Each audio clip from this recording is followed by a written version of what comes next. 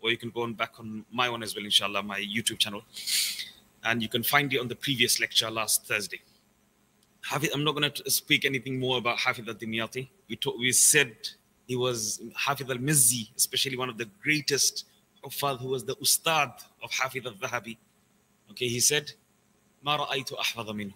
That in itself is more than enough. I have not seen anyone in Hadith more memorizing of this individual in my life. There's no single person that's similar to him in memorization of Hadith.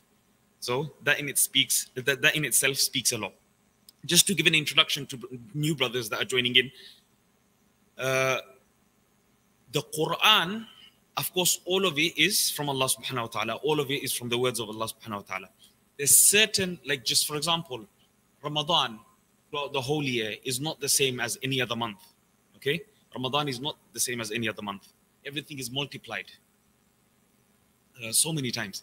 Same with, for example, Makkah, Medina. When you go to Makkah, the rewards are multiplied 100,000 times. When you go to Medina, the reward is multiplied 1,000 times. At the strongest narration, another narration, it says 50,000. When you go to Masjid al-Aqsa, for example, every single action that you do there is multiplied minimum 500 times. Minimum. So there's places which multiply the rewards. There's times that multiply the rewards. Okay. Same thing regarding the Quran. There's certain surahs, there's certain ayats that have special virtue over others. Not to say any others are less. Okay. Not to say none. For example, if you read Surah Tabbat Yada Abi Lahabin wa Tab, Tabbat Yada in Arabic, anyone that knows Arabic, is not a good word, is it? Tabbat Yada Abi Lahabin wa Tab. Like, destruction be upon Abi Lahab. You know? It's not a nice thing. But the thing is, we get rewarded for reading that surah every single time. And each and every single letter of it. Okay? So that's why I'm saying not every single portion of the Quran has the same value. Okay? Allah subhanahu wa ta'ala loves to be praised. Like, for example, Ayatul Kursi we spoke about last week. He loves to be praised in a certain way sometimes. And if you do that, then he guarantees you certain things. If you read it after every single salah, then he's got you guaranteed for the next salah. If you die within the next salah, then inshallah, if you do close your eyes within that time, then inshallah your paradise is guaranteed without any accountability. Inshallah, that's the guarantee. So there's certain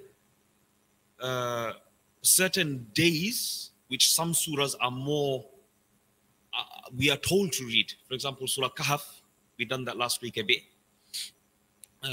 We read on every Fridays, isn't it? And Friday's already started. We already said this last week. So there's certain surahs that you read on certain days, certain surahs that you read on special nights. So just before you go to sleep, Surah Waqiyah, Surah Mulk, we already discussed a bit. Inshallah, we're gonna discuss more. And then there's certain purposes. Sometimes there's certain purposes that you read certain surahs for, or certain verses for. So inshallah, not to carry on anymore, but to start the actual part that I wanted to start from. We're not going to do Surah Fatiha, Surah Baqarah, Surah Al Imran. We already covered. Okay, if you want to go back to the previous lecture. Okay, we're going to carry on from the next surahs. The first couple of surahs, Surah Baqarah, excluding Surah Fatiha, Surah Baqarah, Surah Al Imran, Surah Nisa, Surah Ma'idah, Surah An'am. All these surahs going up to right until Surah Bara'ah. Okay, Surah Tawbah. All of these surahs are known as, well, Surah Anfal, I'm going to come to this. Surah Anfal and Surah Tawbah are more or less considered one surah. Many of the Sahaba considered it one surah, and there's no Bismillah in between, isn't it? And one of the reasons that you know that it's the next surah, like especially according to Hanafis, I myself am a Hanafi. So according to us, Surah Bismillah is a part of the Quran, not to be mistaken, okay? Is a part of the Quran, but it's used only for separation. That doesn't mean it wasn't revealed every single time when a surah was revealed, okay? Not to mistaken that as well. We do recite Bismillahir Rahmanir Rahim, but we recite quietly. Abu Bakr, Umar, Uthman, Ali, all of them, they recited quietly.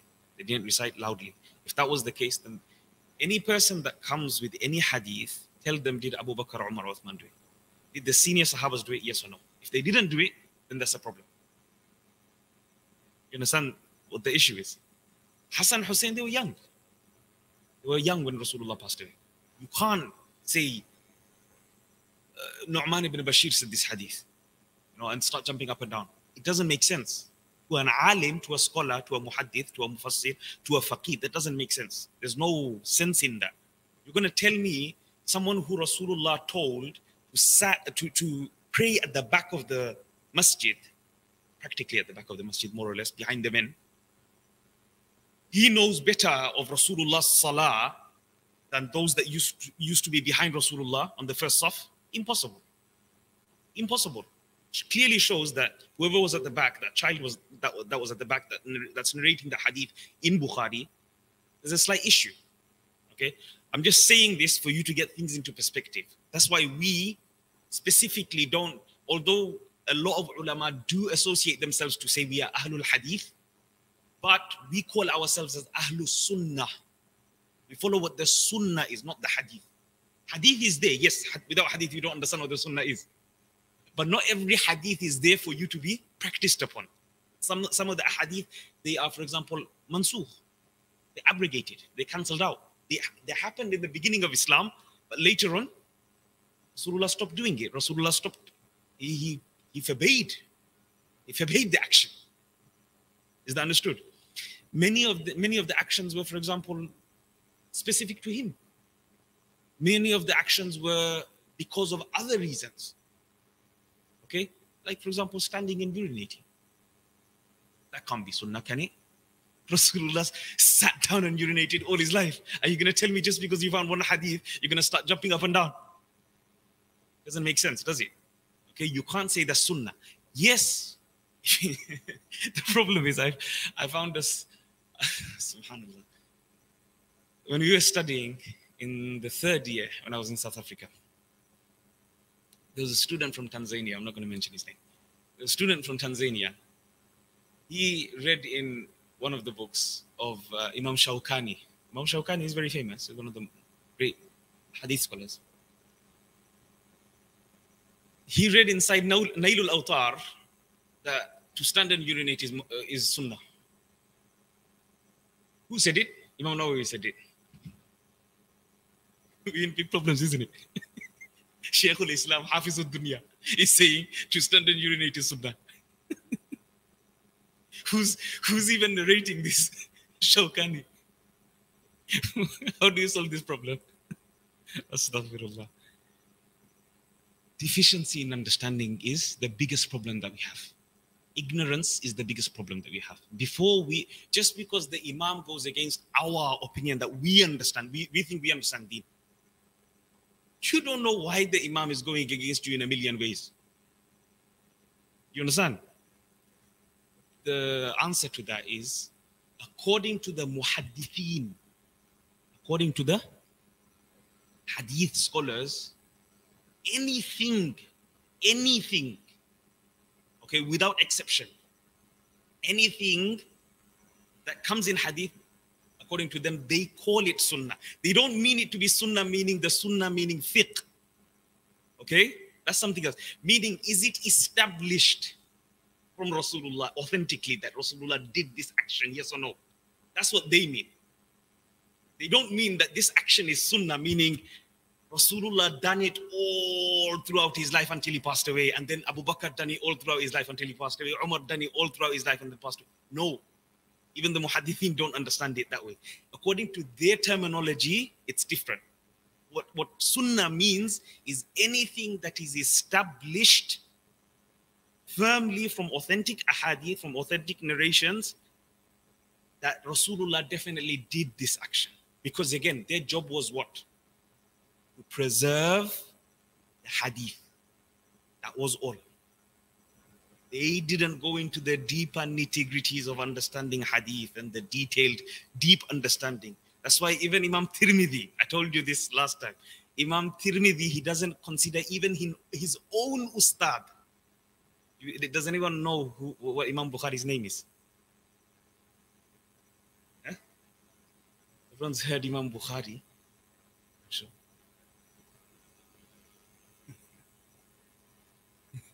Yeah? Muhammad, good, mashallah. He's got the first part. Muhammad bin Ismail. Mashallah. Allah barik fi. Muhammad bin Ismail. Muhammad bin Ismail was the Ustad of Imam Tirmidhi, the Sahib al-Sunan, author of the Sunan. Imam al-Tirmidhi, not in one place. Not in one single place of his whole book from beginning to end. You can search it. We studied it from cover to cover with the Ustad, with the complete explanation from beginning to end, from first hadith to last hadith, with the sanad, muttasil to Rasulullah. Okay? Not one place does he mention Muhammad bin Ismail al-Bukhari, Imam al-Bukhari, as Ahlul Ilm. You know what Ahlul Ilm means? The people of knowledge. Who are the people of knowledge? If Imam Bukhari is not from people of knowledge, then who's the people of knowledge? He mentions Sufyan al-Thawri. He mentions Abu Hanifa. He mentions Imam Malik. He mentions Imam Shafi'i. He mentions Imam Ahmad bin Hanbal. He mentions Ibn Abi Layla. He mentions Layth ibn Sa'ad. Great fuqaha. What does fuqaha mean? Experts of the religion in understanding the puzzle. Deen and hadith and Quran is like a puzzle. It's the easiest way I can put it to lay people. Okay? Unless you study 10 years, you won't even have a clue. You literally won't have a clue. So for anyone that wants to make it just Quran and hadith, brother, I'm sorry, you haven't understood Deen. You'll never understand Deen. Okay? That's why there's experts. That's why people study for 18 years in Azhar. Okay? That's why it takes 18 years to understand a bit of Deen. Not even all of Deen. Okay? Even they don't, after graduating after 18 years with a PhD, they themselves know their capacity. Okay? There's a reason why they're specialists. And we have to respect that. We have to respect that. Traditionally, it was respected because of the state. Unfortunately, now the state is gone. Okay, the Islamic state is gone. But alhamdulillah, we've got various institutions all over the world. Okay? So, please don't go into a book and when a muhaddith says it's sunnah, you start jumping up and down, okay? That's not the right way. You have to understand what he means by sunnah. So Imam Nawawi, although he's a great Shafi'i faqih, he's definitely a faqih. He's definitely one of the great scholars of fiqh, of the Shafi'i madhab. One of the great scholars, if not the great scholar of the Shafi'i madhab after Imam Shafi'i. But at that moment when he spoke, when he gave that commentary, he gave it according to the style of the muhaddithin, according to the terminology of the muhaddith. So unless he's talking in fiqh, that would be a complete different discussion. Okay? He wouldn't ever say in fiqh that Rasulullah standing and urinating is sunnah. This can never be. Okay? None of the imams said that. None of the imams will say that. Now the point that I mentioned, why Imam at-Tirmidhi never mentioned Imam Bukhari to be in his whole book. And after every single chapter, he basically says, وَقَالَ أَهْلُ الْعِلْمِ. The people of ilm, the people of knowledge said this and this and this. And these are the people of ilm. And Imam Abu Hanifa, Malik, Shafi'i, Ahmad, they always mention more or less. And if there's a difference, then he says, these ulama said this and those ulama said that. He never mentions Muhammad bin Ismail, his ustad, because he didn't consider his ustad to be a faqih. He considered his ustad, Muhammad bin Ismail al-Bukhari, to be a muhaddith, a preserver of hadith, a protector of hadith. Okay? A muhaddith, a memorizer, great memorizer of hadith. That's what he considered him. So for example, whenever there's a problem in the chain, authenticity, he's immediately going to quote Muhammad bin Ismail. That's his go-to. He's always going to, whether this hadith is authentic or not authentic, immediately he'll go to وقال محمد بن إسماعيل كذا وكذا وكذا. Okay, Muhammad bin Ismail said this and this and this about this narrator about this hadith. Is that understood? Okay, he never ever mentions him from people of fiqh. Fiqh is completely different. Fiqh is completely different. Fiqh is deep understanding. من يريد الله به خيرا يفقهه في الدين. Whomsoever Allah subhanahu wa ta'ala wishes good, what does he do? He gives him deep understanding in religion. Not just face value, deep understanding to solve the puzzle. Okay? There's so many intricacies. Anyway, inshallah, but this topic that we're discussing doesn't have that much intricacies. It's quite plain and simple and easy for everyone, for us to comprehend.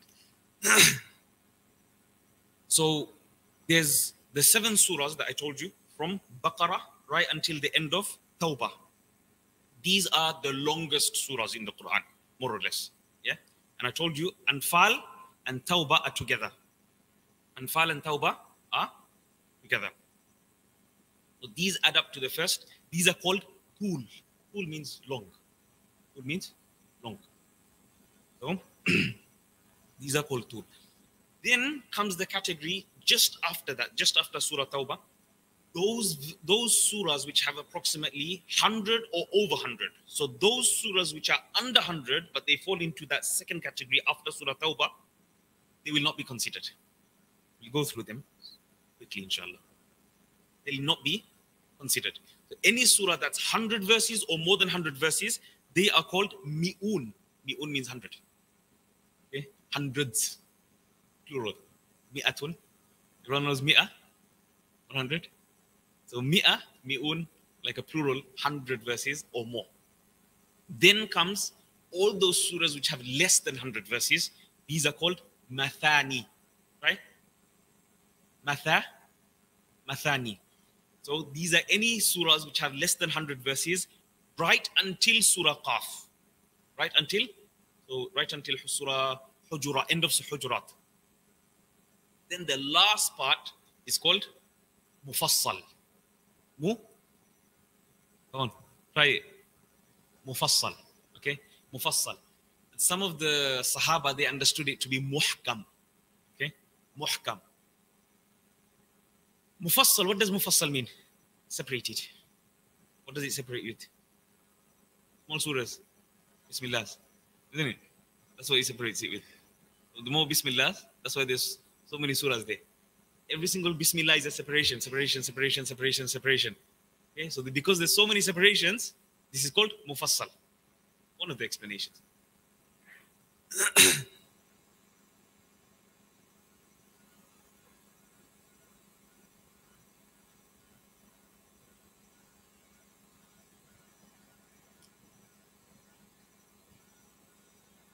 Now, the first narration that we're going to discuss, inshallah.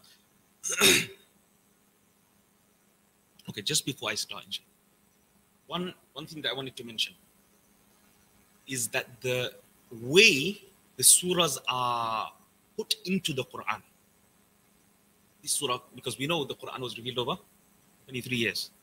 It wasn't revealed as a book form. So therefore, every single year when Jibreel alayhi salam used to come down in Ramadan, he used to revise the whole Quran with Rasulullah. Whenever he used to revise the Quran, he would always, not just that time, okay, not specifically to that time, but also other times throughout the year as well. That was like a revision. You know, like Hafazul Quran, like myself. For us, Tarawih is the best revision because your nerves are so high. It doesn't matter how many years you've been doing it. You could be doing it for 17 years like myself. It still doesn't do justice. Every single time they put you to the musalla, that's it. The first 3 days you're shaking, no matter what. SubhanAllah. It's a great responsibility. End of the day, it's a great, massive responsibility. You're taking on, just as it is rewarding, likewise, it's a massive responsibility that you have of all the people that are behind you.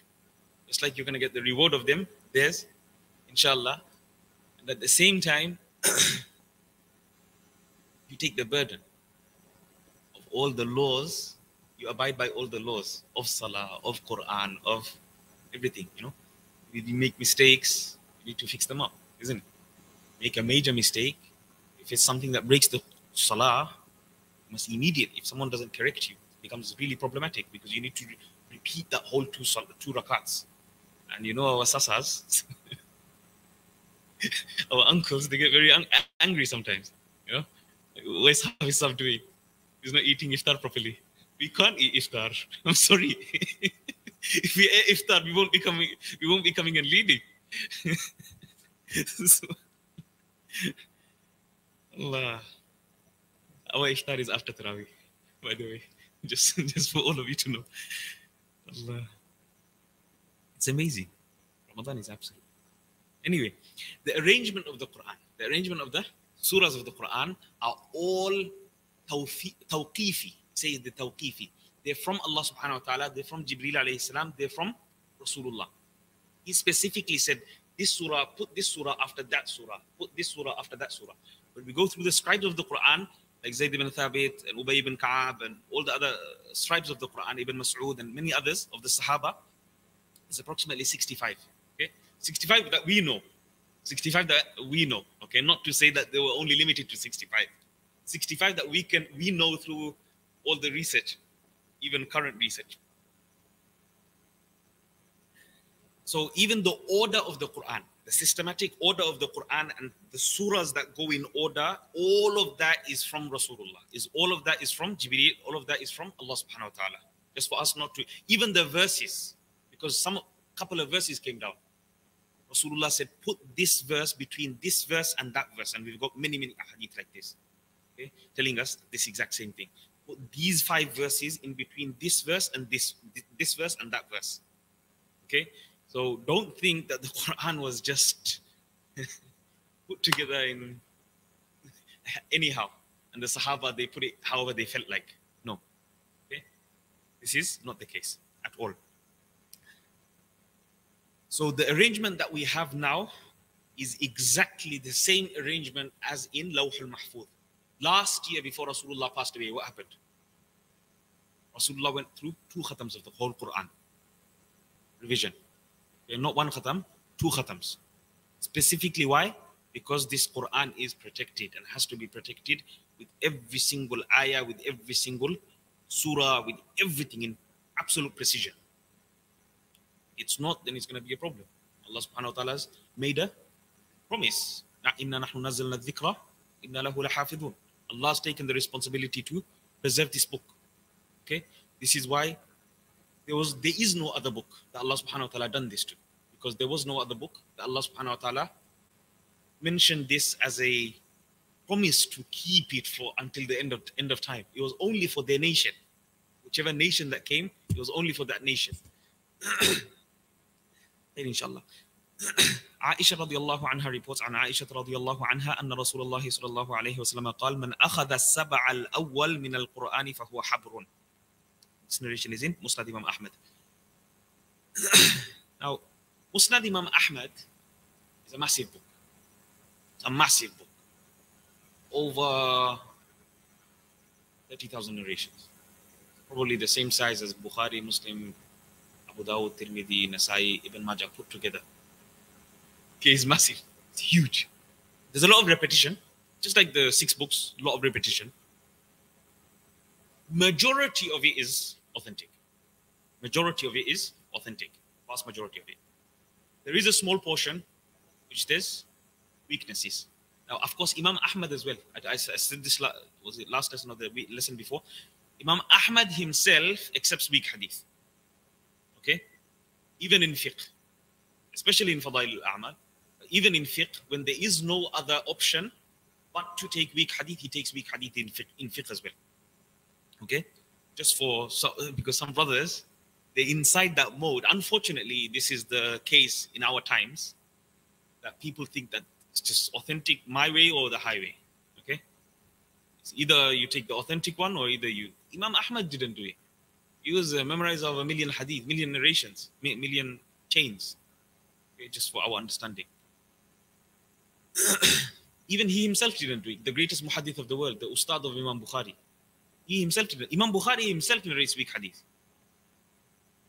Imam Bukhari himself, the Don himself, Not in his book, not in his Sahih. Sahih, that's a specific condition that he made, not to narrate weak hadith.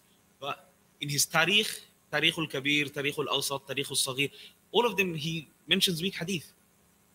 Many. Adab al-Mufrad, another amazing hadith. Manners in Islam, very famous book, studied all over the globe. Many weak hadith. Many. Not even one or two, many. Go through all the chapters, many. Imam Bukhari wasn't of the madhab that if it's a da'if hadith, immediately reject it. No. Wrong. Although you've got it completely misunderstood. No. So, we take religion from the people who understand religion. We take hadith from those who understand hadith. Take fiqh from the people who, each person has the expertise. You can't just come and say, look, I want to understand Quran the way I feel like. Rasulullah prohibited that, forbade that. Not your choice. It's not your domain to comment. Is that understood? You're not a master of these 15 subjects, at the bare minimum. You're not allowed to commentate on the Quran. All we are allowed to do, even as scholars, we don't even have the authority to. 10 years of studies is nothing. It's a joke. You understand? We don't even have that authority. The person who's mastered those 15 subjects that the ulama quote, like Imam Suyuti and many others, that person can do his own ijtihad in the verses of the Quran. Because he's got a full scope of deen. Got a full understanding of deen. A person just can't come say, okay, I'm a doctor, I'm an engineer, I'm a this, I'm a that, I'm a pilot, and start making up their own views in Quran. This is wrong. Absolutely wrong. This is haram. You won't be, even if you're right, you're still wrong. Rasulullah said, even if a person is right, he's still wrong. Because he done it without. It's like a normal person trying to do surgery. Even if he gets the surgery right, he's still going to be jailed. Isn't it? Still going to be imprisoned. That's the same thing. This is deen. This is even much. Surgery is nothing. One person's life. This is the whole dunya's life. You understand how dangerous this is? Even us, we are only allowed to quote from the masters of tafsir, of the mufassirin. We shouldn't be talking from. That's why I specifically prefer this method. I have a book. I know what I'm doing. I'm not saying anything out of my own mind and thoughts. So here, Aisha radiallahu anha reports, whoever masters these 7 surahs, memorizes these 7 surahs, masters these 7 surahs, acts upon these 7 surahs, he is habar. Habar means he's an extremely like a very good scholar. Very good scholar. And habar was one of the titles of Ibn Abbas. Everyone knows Ibn Abbas? One of the greatest mufassir of the Quran. Ibn Abbas, he was a child still when Rasulullah passed away. The majority of the knowledge, he didn't actually get it from Rasulullah. He actually got it from the senior Sahabas. Yes, he was respected for his knowledge because he had a deep understanding. Rasulullah made that dua, Allahumma faqihhu fid deen. Allahumma faqihhu, that word faqih. Okay? Allah give him deep understanding in religion. Okay? Allahumma faqihhu fid deen wa allimhu ta'wil. And he made another specific dua as well. Allah give him deep understanding in religion. So this is regarding fiqh. The other part is regarding wa allimhu ta'wil, is regarding tafsir. Allah give him knowledge of ta'wil. Ta'wil means interpretation. In the earlier scholars, they understood interpretation to be one way. Okay? They didn't differentiate much in ta'wil and tafsir. We'll go through that in Ulum al-Quran, inshallah. I'm not going to go into that deep. But just for you to understand that ta'wil is not something bad. If ta'wil was bad, then Imam al-Tabari, the ones that many of the so-called scholars nowadays, they love to use. He, in every single verse, mostly, well, nearly every single verse, practically, he says, وَتَأْوِيلُ هَذِهِ الْآيَةِ كَذَا وَكَذَا وَكَذَا. What are you going to say there? And the ta'wil, no, he doesn't say tafsir. Why? Because to him, tafsir is definitive.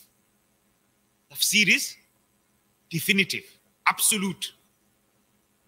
Like, this is what the meaning of this verse is. There's no doubt in that. This is definitely the only understanding, or one of the only proper understandings of this verse. Whereas ta'wil can go into deduction. Many scholars, they understand the verse because of various other hadith, because of the language, because of a slight ba.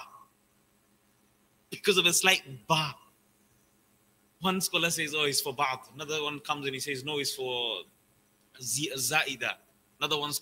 From one small ba, there's 3 different complete fiqh opinions. What are you going to follow? You want to say you're a master in religion and you want to say you want to follow your own opinions. How? It's impossible. You don't even understand the Arabic language. That ba has more than how many meanings? Allah knows. You have to go and check the Nahu books now. You have to go and check the grammar books. Okay? So, please understand the rank of the scholars. Please understand what the specialities of each and every single field. Just like, for example, if a person is a specialist in biology, you're not going to go to him and ask stuff about physics, although he'll know physics. Is understood? He'll definitely know physics, but he won't know physics to a degree where the person who's specialized in physics knows. Same thing. Mufassir is a mufassir, muhaddith is a muhaddith, faqih is a faqih. Okay? Aqidah expert is an aqidah expert. Sometimes there's 2 in 1, sometimes there's 3 in 1. If you're lucky. Many. No? Abu Hanifa, he was known to be an aqidah expert. He used to go from place to place just to go and refute these batil groups because they were popping up here and there and everywhere. And Abu Hanifa, alhamdulillah, he had the finances. He was a rich man, he was a businessman. He had the finances to go from place to place and go and debate these people and to put them down and to make the haqq apparent. Because he was a great scholar and they used to fear him. They used to fear him. It came to the point where he says, I went to Basra 27 times. 27 times I went to Basra. Just to go and debate these law. Because they used to come up with so many different random aqidah, ideologies, thoughts, thinking, that were completely unknown to deen, completely unknown to religion, that were contrary to religion. Not just unknown, contrary to religion. Imam Ahmed bin Hanbal, if he didn't stand up for the Khalqul Quran, we're going to go through that in detail, inshallah. If he didn't stand up for Khalqul Quran, what would have happened? The whole ummah would have been a massive misunderstanding. He had to. Imam Shafi'i, inshallah, when we go there, I'll narrate to you that story. I'm going to keep you there. Okay?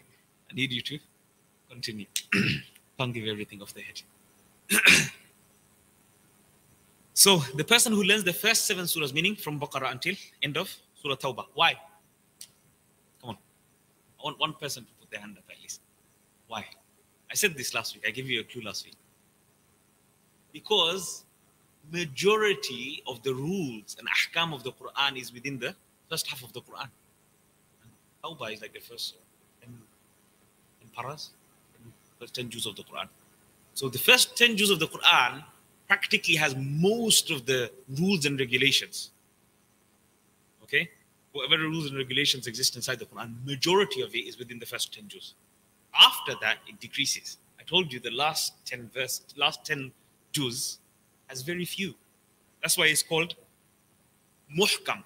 Muhkam means something extremely clear. There's no discussion here. It is absolutely clear. You understand? There's no abrogated laws here. It's like the Makkan surahs. The easiest way I gave you was last half of the Quran is like Makkan surahs. It's the easiest way to understand. That's why you find these verses are really small verses. And even the surahs are small, very small. So a lot of that stuff, there's no abrogation there. There's no abrogation at all. So for example, are you going to find, let me give you an easy question here. Are you going to find the verses to do with the prohibition of alcohol in the front of the Quran or the back of the Quran? Quran, yeah? Always going to be in the front of the Quran. It's not going to be at the back of the Quran. It's impossible. Okay? Are you going to find about the prohibition of eating swine, eating pork? Yeah? Where are you going to find that? Front of the Quran. Yeah, you're never going to find that in the back of the Quran. You can search all night. You won't find it. So, majority of the, if you want to look for jihad, where do you go look for jihad? Front of the Quran. It's not going to exist at the back because the back was revealed earlier. Don't get confused with. A lot of people might have it in the understanding that, okay, whatever's in the first of the Quran must be Makkah and whatever's at the end of the Quran must be Medina. No, that's not the case. It's the opposite way. Yeah, that's why I told you the arrangement of the Quran itself is tawqifi. It's from Allah. There's a hikmah to that. There's a massive wisdom in that. Whether we can comprehend it or understand it or not. If you look at a student of Hafiz, a student like Tahfiz al-Quran, he's memorizing Quran. It's much easier to memorize the last from Juz Amma down. The Juz Amma, isn't it? It's much easier. Why? Because it's like rhyming. Amma yatasa'alun 'anil naba'il 'azim alladhi hum fihi mukhtalifun kalla say'lamun. Now if you tell him to recite alladhina yu'minuna bil ghaibi wa yuqimuna as-salata, the ayah is not ending. When is he going to end? He needs to take breath. He's a child. He's a 7-year-old child learning here. He needs to learn how to pray salah. You're giving him verses. Ulaika ala hudam min rabbihim wa ulaika humul muflihun. Some of the verses are even longer, isn't it? Ayatul Kursi. Allahu la ilaha illa huwal hayyul qayyum. Nearly 6 lines. He's going to memorize 6 lines without taking a breath. You understand how hard it's going to be?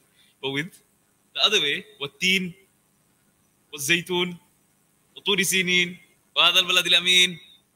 Easy, simple. He can learn it. There's massive wisdoms. Massive wisdom.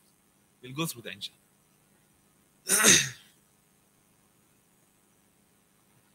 So here, Rasulullah, this is the hadith that he keeps on repeating.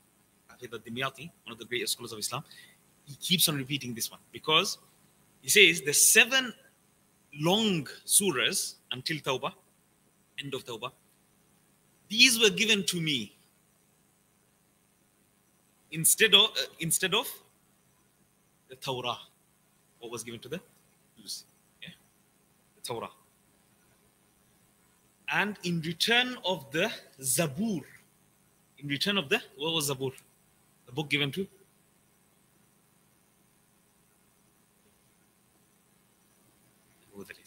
Yeah, Dawud alayhi salam.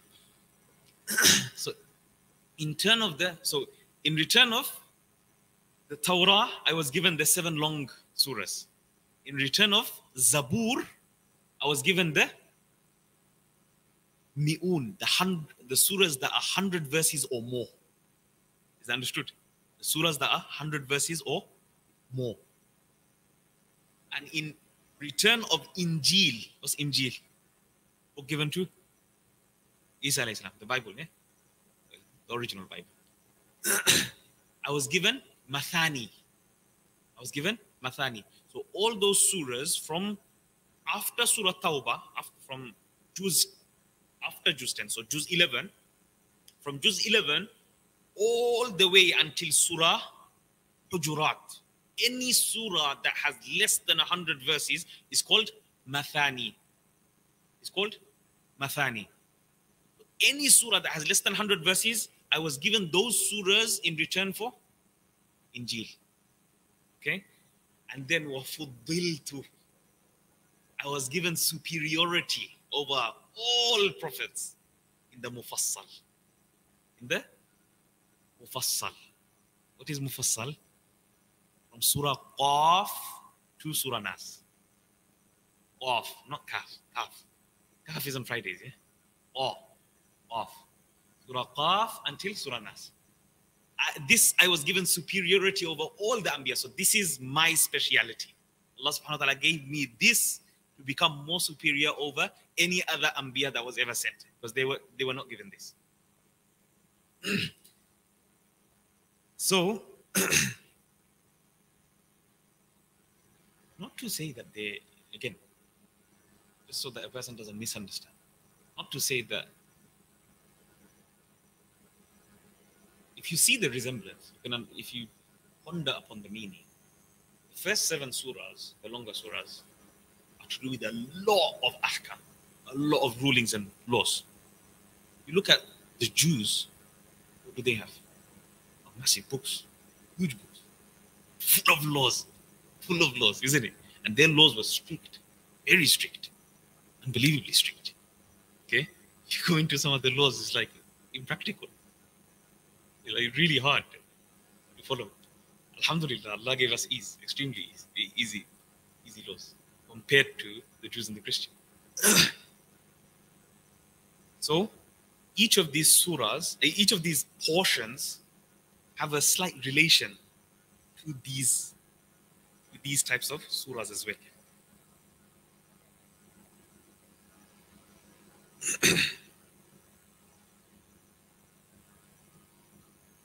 Now, one of the verses in Surah Ma'idah, أنزلنا إليك الكتاب بالحق مصدقا لما بين يديه ومن الكتاب ومهيمنا عليه فاحكم بينهم بما أنزل الله. That this book was given as a muhaymin. What is muhaymin? Muhaymin, something which is trustworthy, supreme, which is like a protector. It rules over everything that came before. It rules over everything that came before. So, our way of distinction is, if it's in the Quran, and that same story is, for example, in the Bible or the Jewish scriptures, fine, we accept it. Because we understand them to be original books as well, sent from Allah, isn't it? Original works were sent from Allah. There's pieces, portions of it still left within their books. But because of changes, because of time, because of interpolations, it got changed, it got tampered. Okay. So, our muhaymin is the Quran. Our fact-based opinion is from Quran. It doesn't agree with the Quran. Not that we should immediately reject it, because Rasulullah didn't say to reject it. Okay? It goes against the principles of religion, yes, of course. 100%. We have to reject it. There's no way. If it goes against any of the principles of fundamentals of the religion, we must reject it. But if it doesn't go, it's like a story, and for example, the dog of the Ahlul Kahf was this color or that color, fine, take that as extra knowledge, take that. It's mentioned in this book and that book, fine, it's not a big problem, it's not a big issue. Okay? As extras, as an extra is not a problem.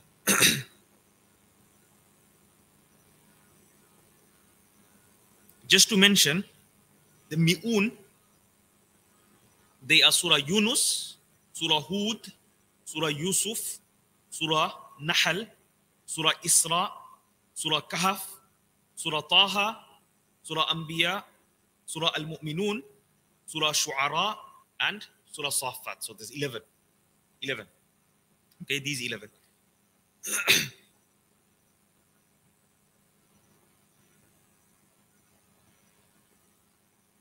I already went through this. Inshallah. Here is an amazing narration, mashallah. So, عن أبي الخلد قال أنزلت صحف إبراهيم في أول ليلة من رمضان. The scriptures, the scrolls that were revealed to Ibrahim alayhi salam was revealed on the first night of Ramadan. وأنزلت التوراة لست خلون من رمضان. On the sixth night, the Torah was revealed in Ramadan. Ramadan is Ramadan. Ramadan is Ramadan. Ramadan is amazing. Allahu Alam of the absolute haqiqah, but inshallah, this is أخرجه ابن الدريس في فضائل القرآن وذكر السيوطي في الدر المنثور في تفسير سورة البقرة. This is most likely sahih, accepted narration. If not sahih, at least accepted. The scrolls of Ibrahim alayhi salam were revealed on the first night. The Torah was revealed in the sixth night of Ramadan. وأنزلت الزبور لاثنتي عشرة خلون من رمضان. 12th of Ramadan was Zabur, Dawud alayhi salam's book. وأنزل القرآن ل24 ليلة خلت من رمضان. Quran was revealed the 14th of Ramadan. وذكر لنا رسول أن نبي الله قال أعطيت السبع الطوال مكان التوراة وأعطيت المئين مكان الإنجيل وأعطيت المثاني مكان الزبور وفضلت بالمفصل. We already went through that. سورة مائدة. عن مجاهد قال قال رسول الله صلى الله عليه وسلم علموا رجالكم سورة المائدة وعلموا نساءكم سورة نور. Rasulullah sallallahu alayhi wa sallam says, teach your men folk Surah Ma'idah and teach your women folk Surah Nur. Surah Ma'idah has again a lot of injunctions. It has approximately 18 injunctions and laws that are not found in any of the surahs in the whole Quran. Okay? No repetition. You won't find them in any other surah besides Surah Ma'idah. What is Ma'idah? What does Ma'idah mean? Yeah?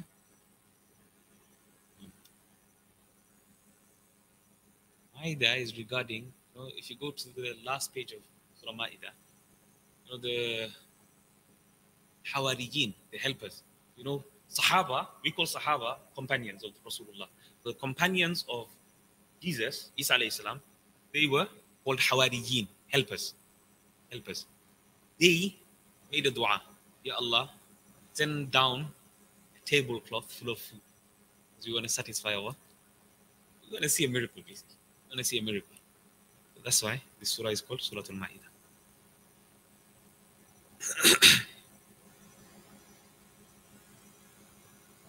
So, Surah An-Nur is extremely important. Why? What does it start with? Okay. It's not just important for women. It's important for us. But of course, it's more so for women. It talks about hijab. It talks about protecting your chastity. It talks about asking permission. It talks about, what else can I think on the top of my head? Many things, mashallah, many things. Hudud, it talks about hudud as well, punishments, zina and all that stuff. So, all of those things are extremely important for a person to build his morals. Build his morals. Look at our society now, unfortunately. And Allah preserve everyone. Allah preserve every single family. We have to make an effort. It doesn't come easy. Nothing comes easy.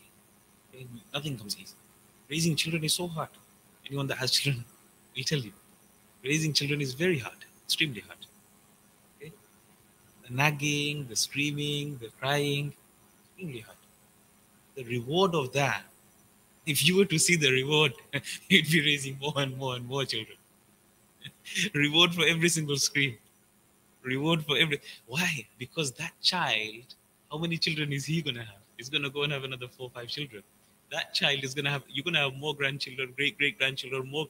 Every single person that goes out from your progeny, you get the reward. You get the reward as the great-grandfather is called Sayyid. Isn't it? Your name, Sayyid. You get all the reward. Why? Because you're the asal. Through you, the children came. Without you, you're a means, of course, but through you, because the nurturing that you gave to your children, through you, your children made their children into good human beings. Isn't it? Every single salah that your child prays goes on your shoulders. Isn't it? Every single salah, every single tasbih, every single Quran, every single durus, lesson that is coming and sitting goes on your dad's automatically. Every single time for example, I read the Quran, my dad gets the reward immediately. He's inside his qabr. He gets the reward automatically. It's direct debit. It's an absolute direct debit. It's a guaranteed direct debit as well. You understand? Whether I make dua for him or not, it doesn't make a difference. Automatically, every good that I do goes automatically to him. This mentality of having very less children, and being stingy, and being miserly, and is completely against. Look at deen, this is completely against. Yes, of course, you should be sensible. Should be sensible, no doubt. Giving each children their right. Okay? Giving each children their right. So from the 18 verse, from some of the 18 that are mentioned in Surah Ma'idah, we'll discuss inshallah a couple of them.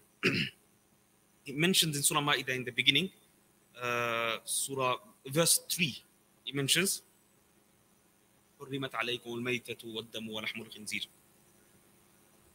Anyone have any idea?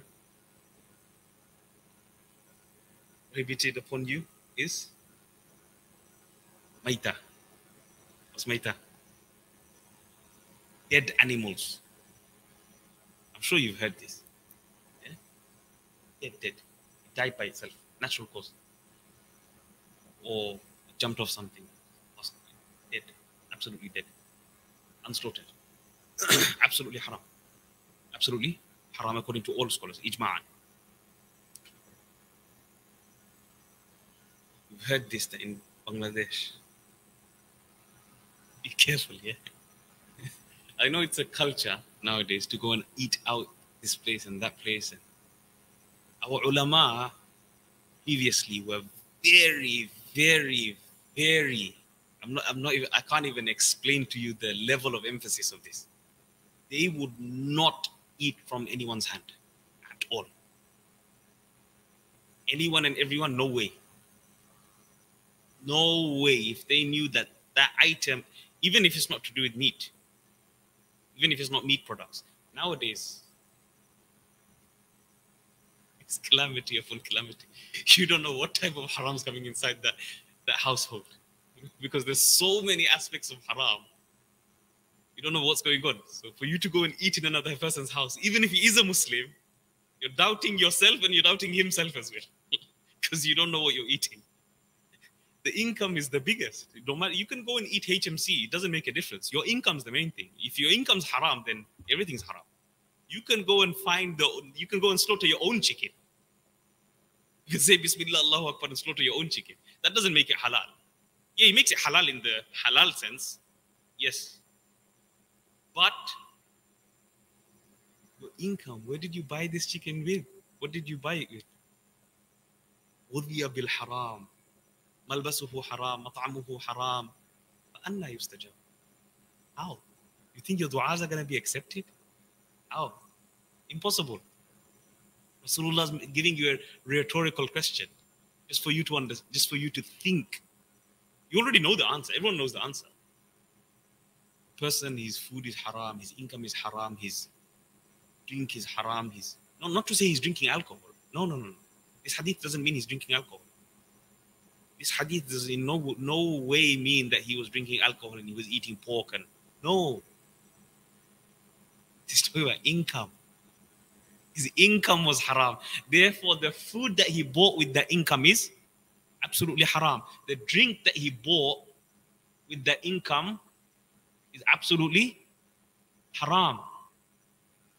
The food, the clothes, the shiny clothes that he wears, all haram. The clothes that he buys on Eid for his wife, for her to dress well, haram.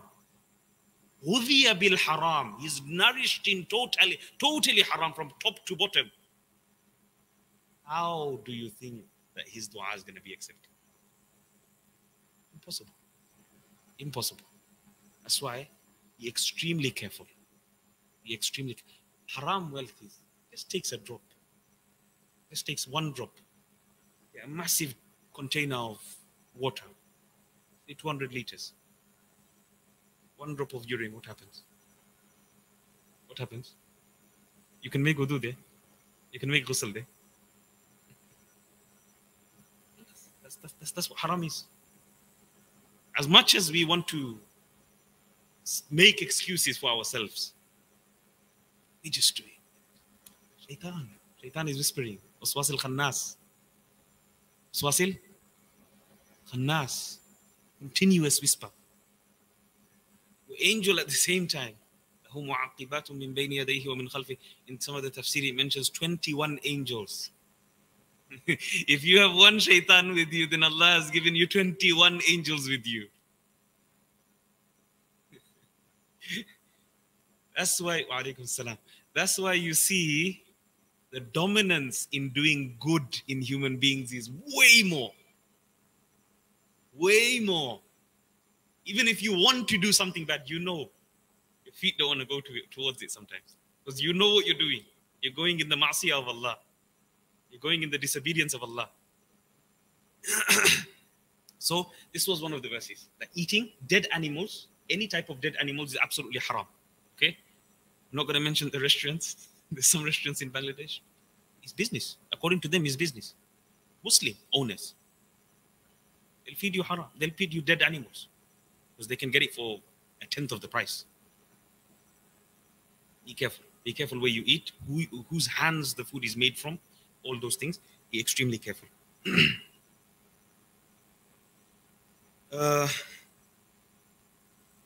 Then you find the next verse, one of the other injunctions. قُلْ أُحِلَّ لَكُمُ الطَّيِّبَاتِ. Lawful. You know our minds, when we think of halal and haram, we think everything is haram until we are given permission that it's halal. No. Everything is halal until we find something to say it's haram. And in this case, Imam Malik is probably the most free-minded, if you want to say. To him, anything which basically it doesn't come in actual text form from Rasulullah or from Allah, then it's completely permissible. That's why if you go Morocco, anyone been to Morocco? Yeah? In Algeria? Tunisia? Yeah? What do they eat? Snails. That's the one, mashallah. You took it off me. You want to eat snails? Who tasted it? It's nice to be Hanafis, isn't it? But for them it's allowed. For them it's allowed. They're following Imam Malik's madhab. Imam Malik says anything which is not substantiated in Quran and Hadith, absolutely, then it's halal.